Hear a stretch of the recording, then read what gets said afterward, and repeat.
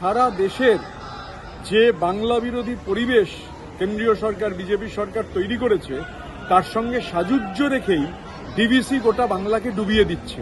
মাননীয় মুখ্যমন্ত্রী জননেত্রী মমতা বন্দ্যোপাধ্যায় নিজে সেই বন্যা কবলিত এলাকায় রয়েছেন, আজকেও রয়েছেন।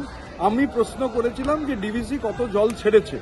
ডিভিসির জল ছাড়ার পরিমাণে উত্তরে ওরা জানিয়েছে যে 18ই জুন থেকে 15ই জুলাই, মানে এক মাসও নয়, তার মধ্যে ওরা জল ছেড়েছে 27,987 লক্ষ কিউবিক মিটার। আমরা বলছি যে 2 মাসে, জুন এবং জুলাই মাসে ডিভিসি জল ছেড়েছে 50,02,087 লক্ষ কিউবিক মিটার। অভাবনীয়। এবং এটা মনে রাখতে হবে 2023-এর থেকে এই পরিমাণ হচ্ছে 30 গুণ, 2024-এর থেকে 11 গুণ। আমি জানতে চেয়েছিলাম যে রাজ্য সরকার, বাংলার সরকারের সঙ্গে আলোচনা করা হয়েছে কিনা। তার হ্যাঁও নেই, নাও নেই। আলোচনা করেছেন, আলোচনা করলে হ্যাঁ বলুন, আলোচনা করলে না বলুন। উত্তরে রয়েছে একটা কমিটি রয়েছে। আরে কমিটি রয়েছে তো আমরাও জানি। কমিটি থাকলে কি হচ্ছে, আলোচনা হলো। তার মানে বাংলার সরকারকে অন্ধকারে রেখে, বাংলাকে না জানিয়ে এই যে বিপুল পরিমাণ জল, অভাবনীয়।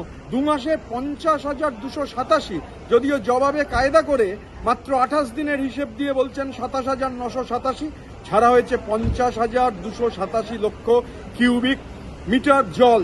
এবং আমাদের গোটা দক্ষিণবঙ্গের ফসল ধ্বংস হয়ে গেছে, দক্ষিণবঙ্গের বাঁধগুলো ধ্বংস হয়ে গেছে, দক্ষিণবঙ্গের রাস্তাঘাট ধ্বংস হয়ে গেছে, ঘরবাড়ি ধ্বংস হয়েছে, গবাদি পশু ধ্বংস হয়েছে, মানুষ পথের ভিখিরি হয়েছেন। বাংলাকে ডুবিয়ে দেওয়ার জন্য কেন্দ্রীয় সরকারের দেশবিরোধী যে ষড়যন্ত্র, তার অংশ হিসেবে ডিভিসি এই ষড়যন্ত্র করছে। ওরা ভুলে যাচ্ছে যে ওরা জল ছেড়ে বাংলার মানুষকে ডুবিয়ে দিতে পারে, ডুবিয়ে দেওয়ার চেষ্টা করতে পারে। এটা ম্যানমেড ডিজাস্টার, ম্যানমেড বন্যা। ডিভিসি এই বন্যা ঘটিয়েছে।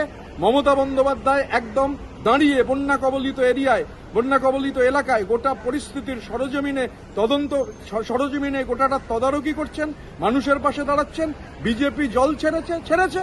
বিজেপি জল যখন ছেড়েছে ডিভিসিকে দিয়ে, 26-এ বিধানসভার নির্বাচন, বাংলার মানুষের জলের তোরে রাজনৈতিকভাবে বিজেপির সলিল সমাধি অনিবার্য।